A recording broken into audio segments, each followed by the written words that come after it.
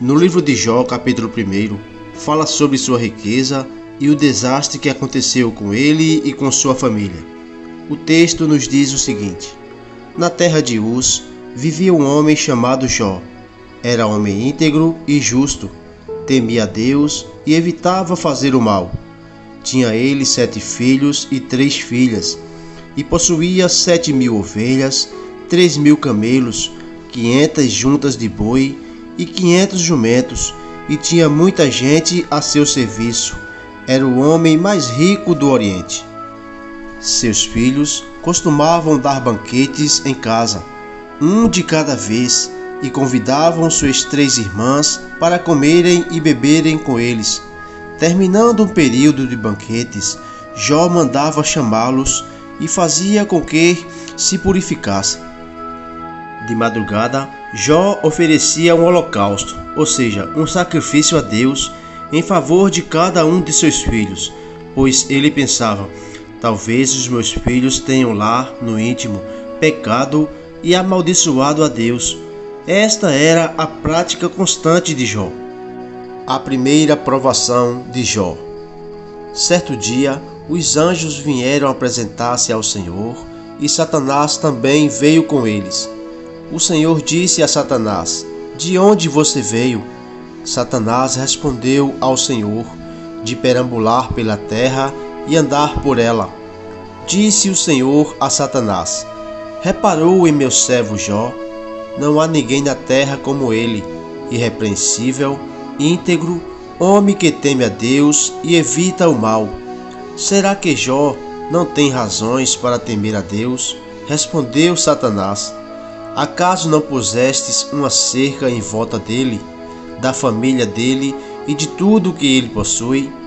Tu mesmo tens abençoado tudo o que ele faz, de modo que os seus rebanhos estão espalhados por toda a terra. Mas estende a tua mão e fere tudo o que ele tem, e com certeza ele te amaldiçoará na tua face. O Senhor disse a Satanás: Pois bem, tudo o que ele possui está nas suas mãos, apenas não toque nele. Então Satanás saiu da presença do Senhor. Um certo dia, quando os filhos e as filhas de Jó estavam no banquete, comendo e bebendo vinho, na casa do seu irmão mais velho, um mensageiro veio dizer a Jó: Os bois estavam arando e os jumentos estavam pastando por perto, quando os sabeus os atacaram e os levaram embora. Mataram à espada os empregados, e eu fui o único que escapou para lhe contar.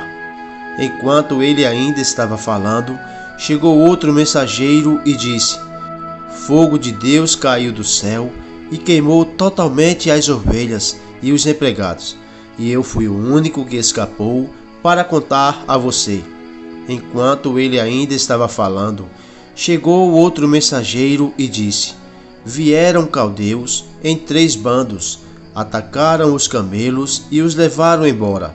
Mataram a espada os empregados, e eu fui o único que escapou para contar a você.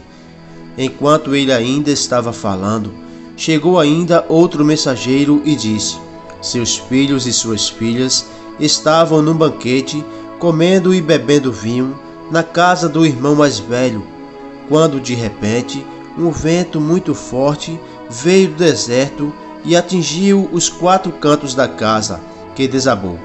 Eles morreram, e eu fui o único que escapou para contar a você.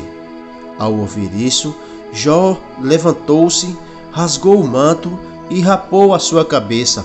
Então prostrou-se com o rosto em terra em adoração e disse: Saí nu do ventre da minha mãe, e nu partirei. O Senhor o deu, o Senhor o levou. Louvado seja o nome do Senhor. Em tudo isso, Jó não pecou e não culpou a Deus das coisas que aconteceram. Quando olhamos para o capítulo 1 de Jó, aprendemos que mesmo com a nossa integridade e retidão a Deus, não estaremos livres das dificuldades e dos problemas que a vida nos proporciona.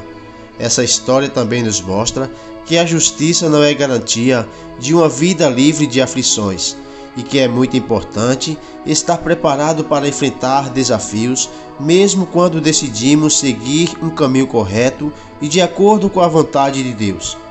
Podemos observar que, apesar das tribulações que ocorreram, Jó permaneceu com a fé e submissão, mantendo sua confiança em Deus, mesmo diante das adversidades. Isso nos faz refletir sobre a importância de permanecermos com a fé e a esperança, mesmo nos momentos mais difíceis da nossa vida. Para finalizar, quero dizer que, mesmo que você esteja enfrentando um dos piores momentos de sua vida, continue com a sua fé e a esperança em Deus, e com a certeza de que Ele jamais lhe deixará abandonado.